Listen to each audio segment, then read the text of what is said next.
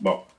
Est-ce qu'il y a de la place au Québec pour un mouvement, disons un mouvement, je sais pas comment on peut l'appeler, mais parce que il n'a pas été de droite, conservatrice, nationaliste. Oui, conservatrice, nationaliste de droite.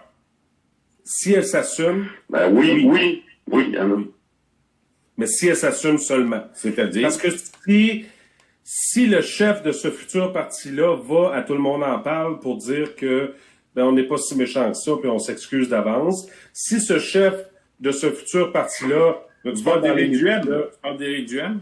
Entre autres, et c'est Jeff Plante qui nous a déjà fait remarquer ça, Éric Duhem qui est allé à Tout le monde en parle pour dire que la droite n'était pas si méchante, puis arrêter d'avoir peur, puis tu peux pas, il faut que tu assumes, si tu veux devenir chef de ce parti-là, il faut que tu assumes d'être détesté par l'élite montréalaise. Ça fait partie du contrat de job, là. Ouais, c'est vrai. Tu signes comme chef de ce futur parti-là au Québec, tu es automatiquement détesté par Xavier Camus, par les humoristes, par les journalistes, par toute cette gang-là. Ils vont automatiquement te détester, inventer des choses contre toi, faire des reportages contre toi, faire des chroniques contre toi, sortir des squelettes du placard et les amplifier pour que ça te fasse vraiment mal.